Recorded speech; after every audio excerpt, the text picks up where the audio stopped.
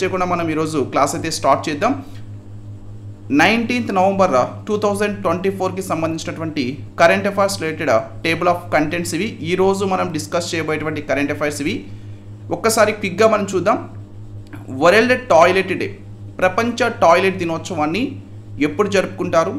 ఈ ప్రపంచ టాయిలెట్ దినోత్సవం అసలు ఎప్పటి నుంచి మనం జరుపుకుంటా ఉన్నాం, దీని యొక్క థీమ్ ఏంటి, ఇలాంటి అంశాలు మనం తెలుసుకోబోతున్నాం.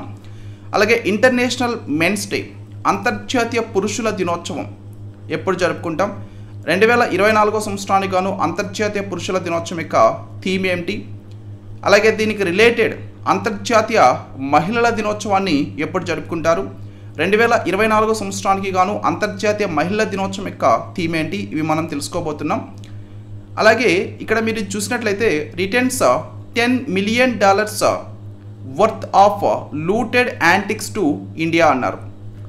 10 మిలియన్ల విలువైనటువంటి దోచుకున్నటువంటి పురాతనమైనటువంటి వస్తువుల్ని మన భారతదేశానికి తిరిగి తీసుకురావడం జరిగింది. అయితే ఇవి ఏ దేశం నుంచి మన భారతదేశానికి ఇటీవల తిరిగి తీసుకొచ్చారు, ఇవన్నీ కూడా మనం డిస్కస్ చేయబోతున్నాం. అలాగే టైఫూన్ మాన్యీ ఇటీవల మన ప్రపంచంలో ఒక దేశాన్ని ఇది హిట్ చేయడం జరిగింది. చాలా ఎక్కువ ప్రభావం ఆ దేశం మీద చూపించింది. ఈ టైఫూన్ మాన్యీ ఏ దేశంలో వచ్చింది, ఈ టైఫూన్ మాన్యీ గురించి మనం పూర్తి డీటెయిల్స్ ఈ క్లాస్లో తెలుసుకోబోతున్నాం.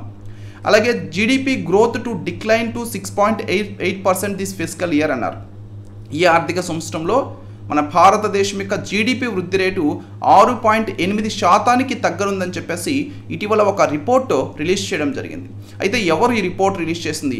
ఎవరు ఇలాగా మన భారతదేశం యొక్క వృద్ధి రేటు 6.8% తగ్గుతుందని చెప్పింది?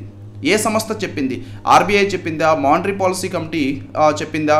లేదంటే ఎకనామిక్ సర్వే చెప్పిందా? లేదంటే క్రిసిల్ రిపోర్ట్ చెప్పిందా? లేదంటే మోడీస్ రిపోర్ట్ చెప్పిందా? ఇలాగా చాలా రిపోర్ట్స్ ఉన్నాయి. ఏ రిపోర్ట్ ప్రకారం 6.8% మన భారతదేశం యొక్క వృద్ధి రేటు తగ్గుతుందని చెప్పేసి చెప్పింది? ఇది మనం డిస్కస్ చేయబోతున్నాం. అలాగే 2024 సంవత్సరానికి గాను G20 సమిట్, ఈ G20 సమిట్ ఎస్టర్డే నుంచి స్టార్ట్ అవ్వడం జరిగింది. 2024 సంవత్సరంలో స్టార్ట్ అయినటువంటి G20 సమావేశం ఎన్నవ సమావేశం, అది అసలు ఎక్కడ జరుగుతుంది, ఎప్పటి నుంచి ఎప్పటి వరకు ఇది జరుగుతుంది, దీంట్లో తీసుకున్నటువంటి కీ డెసిషన్స్ కానీ ఇవన్నీ కూడా, అసలు G20 సమావేశాలు ఎప్పటి నుంచి స్టార్ట్ అయినాయి, అసలు G20 సమావేశం అంటే ఏంటి, ఇలాంటి విషయాలన్నీ కూడా మనం తెలుసుకుందాం. అలాగే dash successfully launches ISRO's GSAT 20 satellite into space.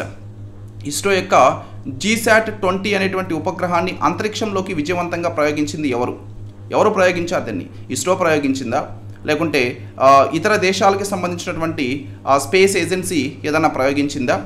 అసలు ఈ GSAT 20 అనేటువంటి శాటిలైట్ దేనికి సంబంధించినటువంటి శాటిలైటు, దీని యొక్క వెయిట్ ఎంత, దీన్ని ఎప్పుడు లాంచ్ చేశారు, ఇలాంటి విషయాలన్నీ కూడా మనం తెలుసుకోబోతున్నాం. అలాగే highest green house gas emissions city, మన ప్రపంచంలోనే అత్యధిక గ్రీన్ హౌస్ వాయు ఉద్గారాలని విడుదల చేసేటువంటి నగరం ఇది. దీనికి సంబంధించి రిపోర్ట్ కూడా రీసెంట్గా రిలీజ్ చేయడం జరిగింది. ఆ రిపోర్ట్లో చెప్పిన విధంగా మన ప్రపంచంలోనే అత్యధికంగా గ్రీన్ హౌస్ వాయువుల్ని రిలీజ్ చేసేటువంటి సిటీ ఏంటి, ఇవన్నీ మనం తెలుసుకోబోతున్నాం. చాలా important. Who appointed new CAG, okay, కొత్త కాగ్గా ఎవరు నియమితులయ్యారు?